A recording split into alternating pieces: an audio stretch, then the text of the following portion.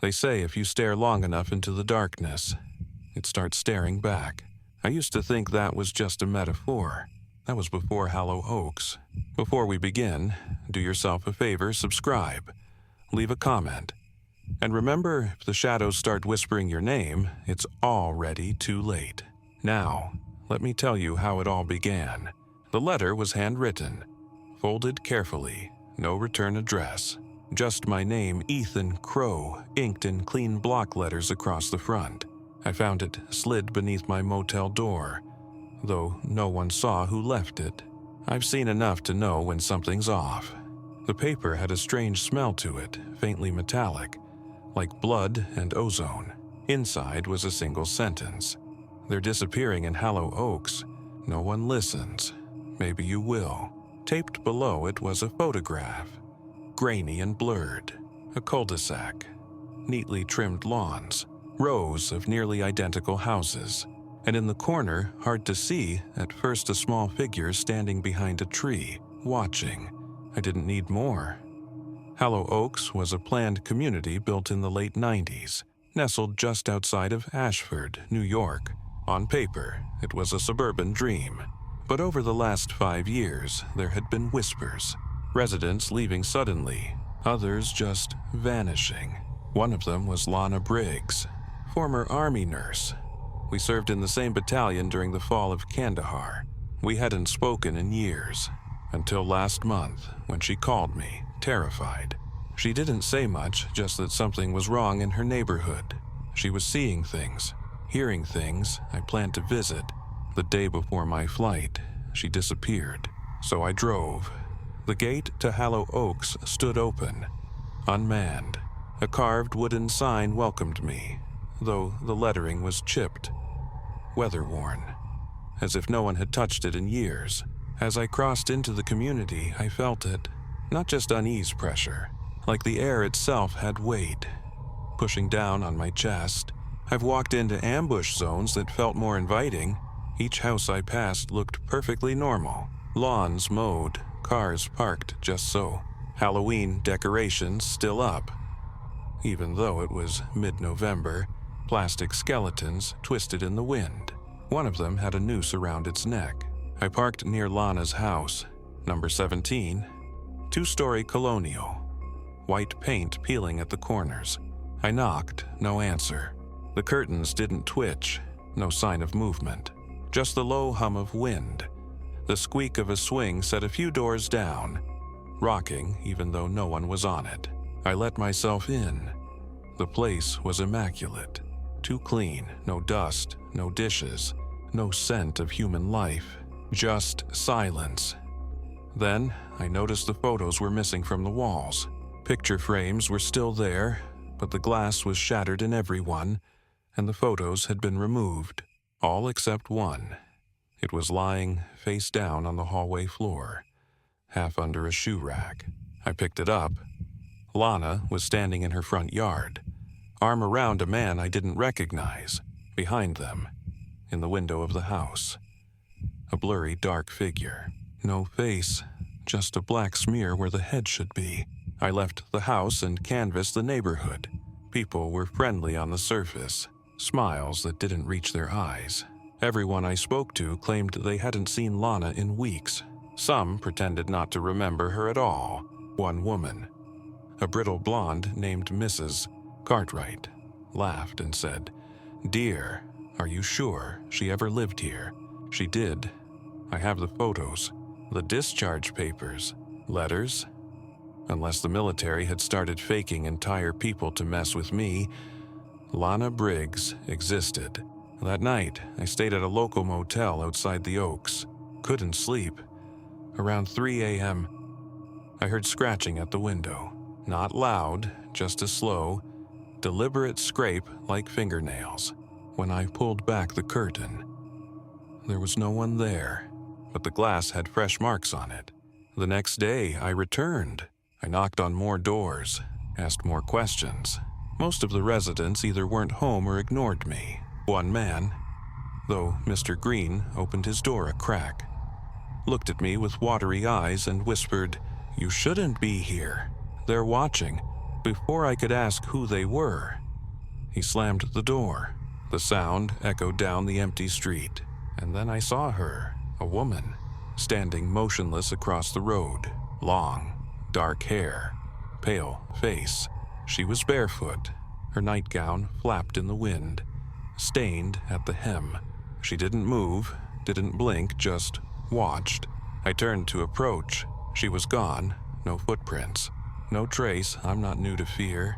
I've faced death, betrayal, the worst humanity has to offer. But Hallow Oaks was different. It wasn't just fear, it was instinct. My body screaming that something was wrong, even if my brain couldn't explain it. That evening, I returned to Lana's home. I was about to pick the lock when I noticed something taped to the door. A note, same handwriting as before. She's in the house. The door creaked open on its own. No wind, no one visible inside. And yet I swear to you, somewhere deep in that house I heard it. A woman's voice. Soft and broken. Ethan, you shouldn't have come back. I stepped inside, hand instinctively on my sidearm. The air was thick, unmoving, like the whole house had been sealed in time. Dust motes hung suspended in the dim light cutting through the blinds. The floor creaked beneath my boots, but that wasn't what made me stop. It was the smell, something metallic, old, familiar, blood, but not fresh. It lingered, soaked into the drywall, maybe into the floorboards. I followed it down the hallway toward Lana's bedroom. The door was ajar. I pushed it open. The room looked untouched. Bed neatly made.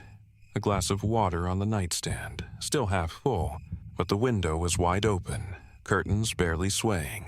The glass pane had scratches on it, 4 lines, deep, like something with claws had been trying to get in or maybe out. That's when I heard it again. Ethan, this time closer.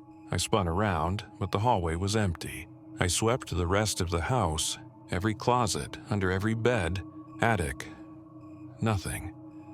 But when I came back downstairs, the front door was shut and locked from the inside. I know I didn't do that. I left quickly. Outside, the neighborhood was still quiet. Too quiet. I turned to head back to my car and paused. There were handprints on the hood, dozens of them. Small, childlike, smeared as though wet. But there hadn't been any kids playing on the street. Not all day. And no one had walked near my car. Something wasn't right here. That night, I checked into the same motel, double-locked the door, drew the curtains, set up a makeshift tripwire using fishing line and an old beer bottle. I'd used the same trick in Afghanistan. If anything came through that door, I'd hear it. Around 1:17 a.m., the bottle shattered. I bolted up, gun in hand. No one. The door was still closed, the line still in place, but the air in the room was cold. Not just motel air conditioner, cold grave cold, like the heat had been sucked out of the walls. I checked every corner.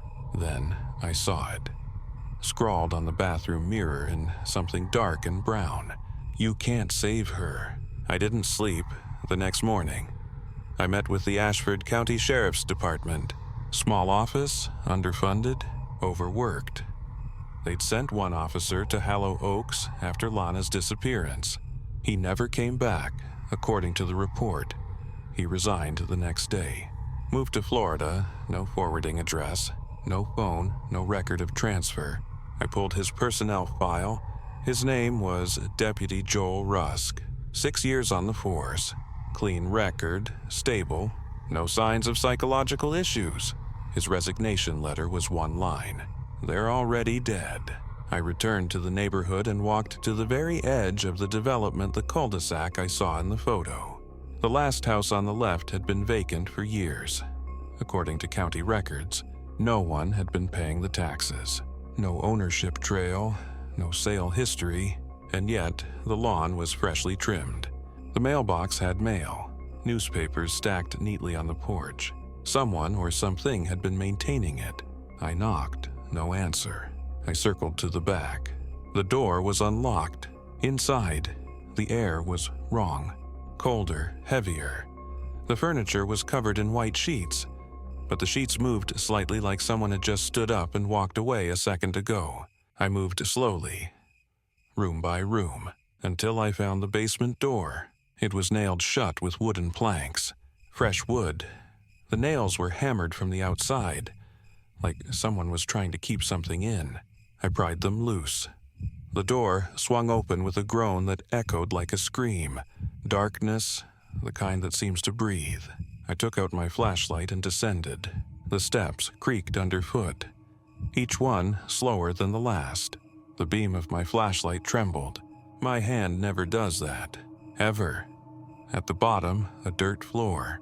Old canned goods, tools, a mattress on the ground, stained and torn. And in the corner, a tape recorder. I picked it up, pressed play. A woman's voice, Lana's voice. Static. Then, if you're hearing this, it's already too late. The thing in the oaks, it watches from inside you. Don't trust your eyes. Don't trust your memories. And whatever you do, don't go back upstairs.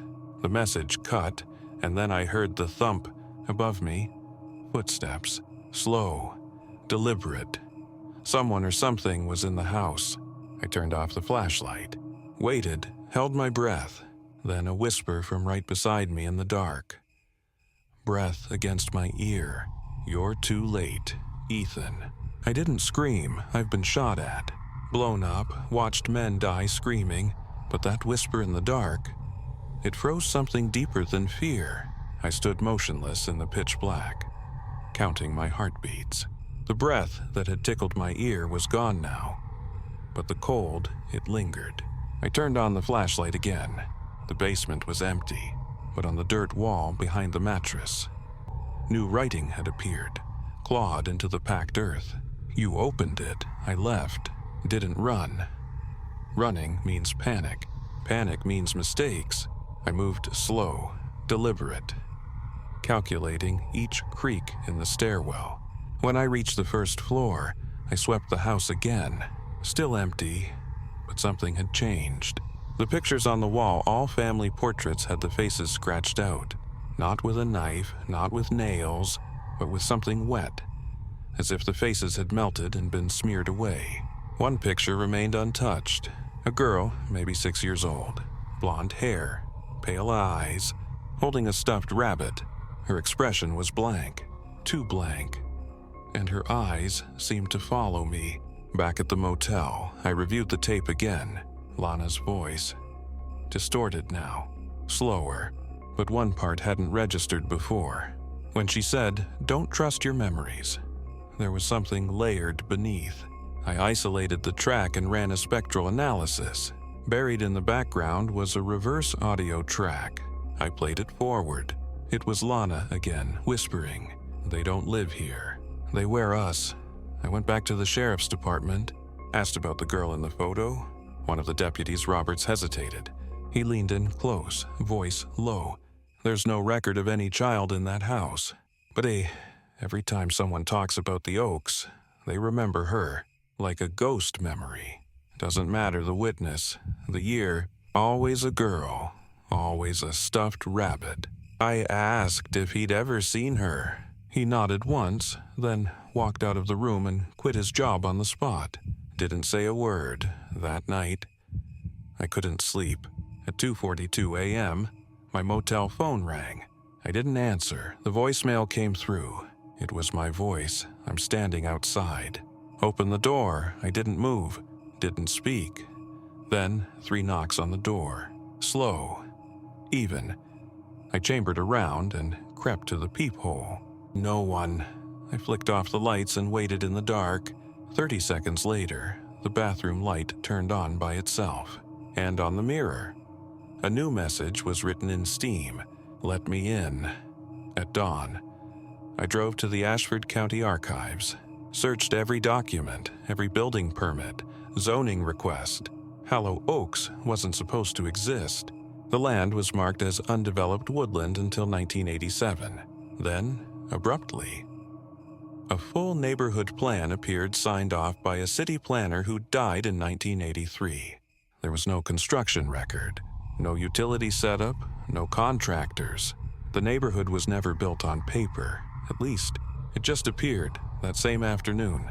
I paid a visit to a local priest, Father Mallory.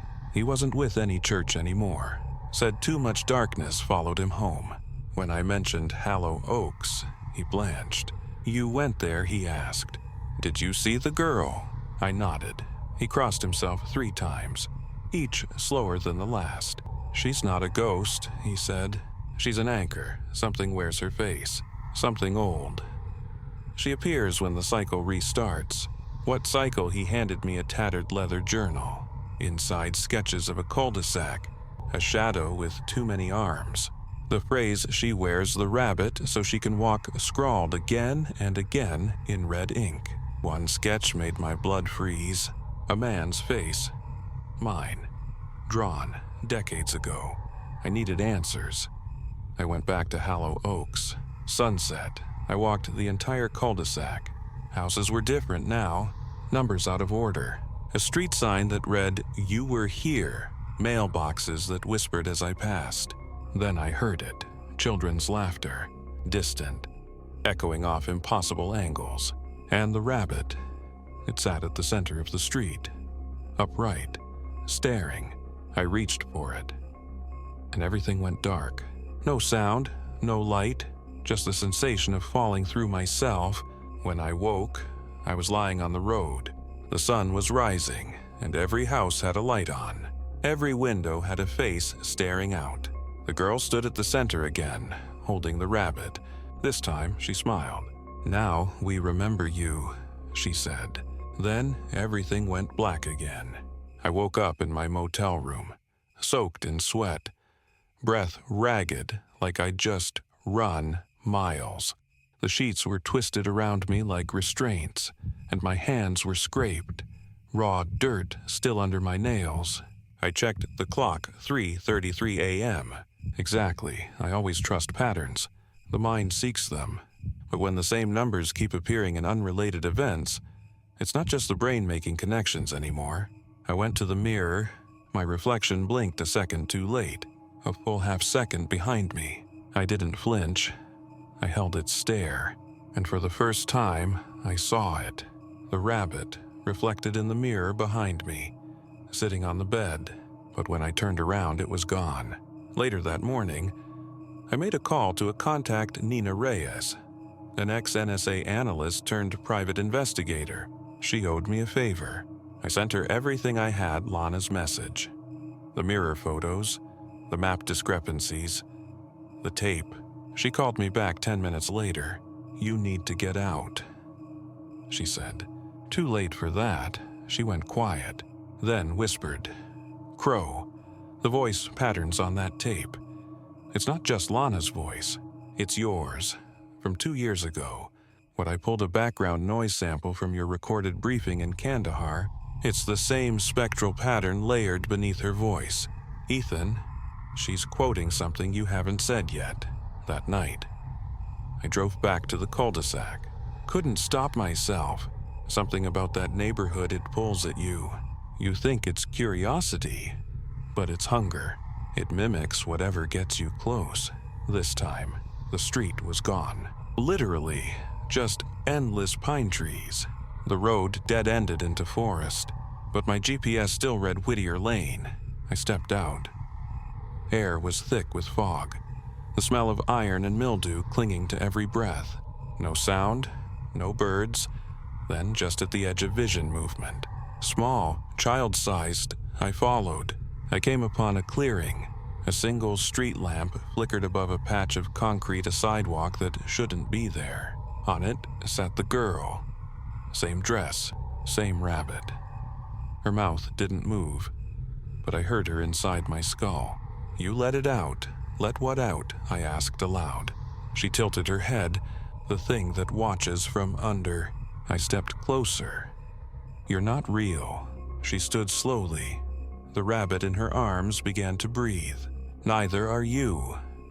The next thing I remember, I was back in my car, engine running, parked in front of the Ashford County Diner. I went inside. Nobody turned to look. Nobody spoke. The same song played on loop hush, Little Baby Slow. Distorted, off-key, and every person in the diner had the same face. Mine. One of them stood up, walked to my booth, and sat down across from me. "You remember now," he said in my voice. "I don't know what's real anymore. That's the point. You came here for answers. You don't like them." He slid a Polaroid across the table. I picked it up. It was Lana, her face hollowed out, eyes black, mouth stitched shut. Behind her stood the girl with the rabbit, and behind them both something massive, with limbs bending in impossible directions, faceless, watching. "You opened the door," he said. I looked up. He was gone. So was the diner. I was sitting alone in the woods, holding a blank Polaroid in my hand. I drove back to town, found the motel in shambles, burned down. Sheriff said it had been abandoned for over a decade. Same with the Ashford County Diner. Same with the entire street Lana's house was on. But I was there just hours ago. I showed the sheriff my photos, my recordings. He stared at me with pity. "You need to talk to someone," he said. "There's nothing out there but old bones and fog." He handed me a worn file. A missing persons report from 5 years ago. Name Ethan Crow. Last seen investigating a lead at Hallow Oaks Development. Presumed dead that night. I recorded this message because I need to remind myself of who I am. I am Ethan Crow. I remember what's real. But every time I close my eyes, I see her again. The rabbit, the girl, the mirror, and the words that keep repeating. Even now, in my own voice, from a place somewhere behind me. "You're still there. You never left. This is the memory. This is the trap. And I think maybe I never made it out of the basement. Maybe I never left Hallow Oaks. Maybe no one does. There's a kind of silence that doesn't come from the absence of sound, but from the presence of something else, something that doesn't want to be heard." That was the silence I found myself in after recording the message. A pressure in the air, like the world was holding its breath. I tried to leave town. Didn't get far. Every road looped back. GPS scrambled.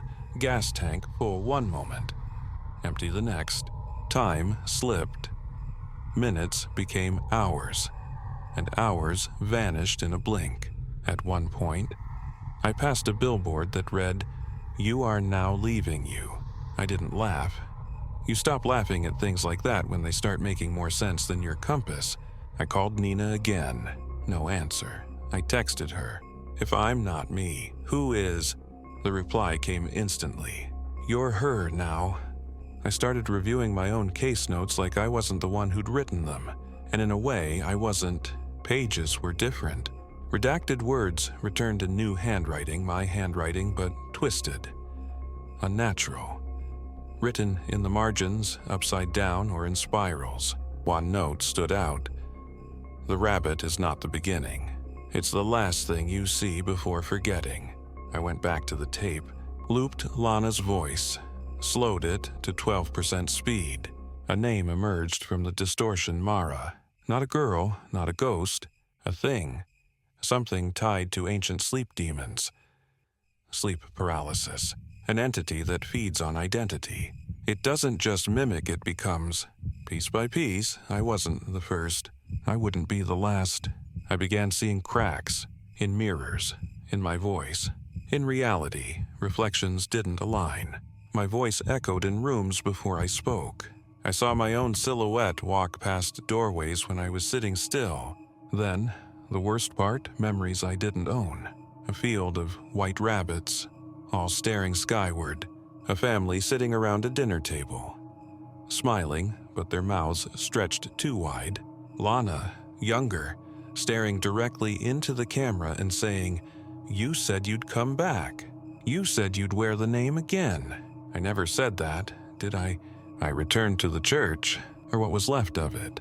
The foundation was scorched, like it had been set on fire from below. I dug through the rubble until I found the altar. Beneath it, a trap door, charred but intact. It led down to a single chamber, stone walls, ancient markings, something that looked like a cocoon or husk in the corner. And on the floor, drawn in blood, was my own name. Not just Ethan, my full name, my military ID number, my childhood home address, scrawled over and over. Beneath it, one sentence: "When you forget who you are, she remembers." Then I saw her again, the girl. She stood at the edge of the circle, the stuffed rabbit cradled in her arms. But the rabbit was moving, its stomach pulsing like it was breathing. "You're almost ready," she said. For what I whispered, to become the story, she stepped forward. Everyone who looks for the truth becomes it. You don't solve the mystery, you fill it. That's how it stays alive. I backed away, gun drawn, but my hand shook. She smiled, just slightly. "You can't shoot what's already wearing you." The next day, I checked into a different motel under a different name, cut my hair, tried to disappear. But mirrors still flickered, TVs still whispered, and the rabbit showed up again, sitting in the passenger seat of my car like it had always been there. I threw it into a dumpster, watched it burn. It came back the next morning, sitting on my pillow, not singed, clean, waiting. I called the number Lana had left in her notebook. It rang once, then a voice answered mine. "Crow, you're almost at the end. Who are you?" "I'm what's left of the part of you that still wants to wake up." Wake up from what the line went dead. And on the motel room wall, I noticed new writing etched beneath the wallpaper. "She only needs one more story. I think I'm the story. I think I always would." And the worst part, I think someone's listening now. Someone like me, watching the signs, chasing a thread, thinking they'll find the truth at the end. If that's you, stop. Don't look for the rabbit. Don't follow the girl. Don't remember my name. Because the more you do, the more she remembers you. I haven't slept in 3 days. Not because I'm scared of what I'll see, but because I'm scared of what might wake up with me. There are voices in the static now, whispering things I don't want to understand. Sometimes in Lana's voice, sometimes my own, sometimes something older. It speaks in a rhythm too perfect to be human, like a chant that forgot its God. I checked my voicemail this morning. 3 new messages, all from myself, but my phone says I never called. Message 1, heavy breathing. Then my voice, it's not a house, it's a shell. Message 2, a child's laugh. The rabbit's laugh, then a whisper. "She sees you now." Message 3, silence. Then, at the very end, my voice saying, "It's your turn to knock." I don't remember recording any of them, but when I played them backwards, all 3 whispered the same phrase beneath the audio. "Mara wears the skin of memory." I drove back to where the street used to be. I had to, needed to finish it. There was nothing, just trees, rusted signs, and a wind that didn't feel right. Like it didn't belong in this season. Then I saw it, a door frame, freestanding in the woods, old, rotting, a single, red door, nailed shut with black iron. No walls, no house, just the door. A note hung from one of the nails, scrawled in childlike handwriting. "Do not knock unless you're ready to forget." I waited, then I knocked. 3 times. I woke up in a room I'd never seen before. No windows, just peeling wallpaper and the smell of antiseptic and decay. A TV flickered in the corner. Grainy footage of me walking into town, walking through mirrors, walking into fire. I tried to look away. Couldn't. My reflection on the screen turned toward me and said, "She's almost finished with you." The lights flickered, and then she entered. Not the girl, Mara. I can't describe her fully, not because I'm afraid, but because my memory won't hold the image. She's like 1,000 people in one body, wearing skin that isn't hers, stitched tight by promises no one remembers making. But her eyes, there were none. Just glass, reflecting me. I asked her what she wanted. She said nothing. She only wants to be seen. That's all she ever wanted. To exist. And now that I'd followed the rabbit, now that I'd pulled the thread, I couldn't unsee her. I reached for my gun. She laughed, The room folded in on itself. Walls turned into eyes, the floor into mouths. I fell through memory and landed in a place I thought I'd left behind the original crime scene. Lana's house, only now. It wasn't burned. It was pristine, like it had always been waiting, inside. Every photo was of me, my life, my past, even things I hadn't done yet. I walked into the kitchen. She was waiting. Lana, still alive, or maybe never real. She turned to me and whispered, "I remember now." Then she collapsed. No wounds. Just empty. Like something had hollowed her out from the inside. Like a memory overwritten. I found one final tape, labeled Crow, last. I played it. It was me, talking to someone. "You'll find this one day," I said. "You'll think it's the end. It's not. It's the beginning of someone else." Then silence. Then the sound of a door creaking open. Then a knock. 1, 2, 3. I'm writing this down now because it's all I can do to stay me, to pin myself to a timeline before it all unravels. If you're hearing this, if you're reading this, you're part of it now. She's watching, and she knows your name. Because I said it. Because you listened. Because that's the rule. You don't summon her by calling her name. You summon her by learning mine. My name is Ethan Crow, and if you remember that name after tonight, you've already started to forget your own. And hey, if you're still breathing, subscribe, comment, unless you're too scared. Then just turn off the lights and wait for the knock. Good night.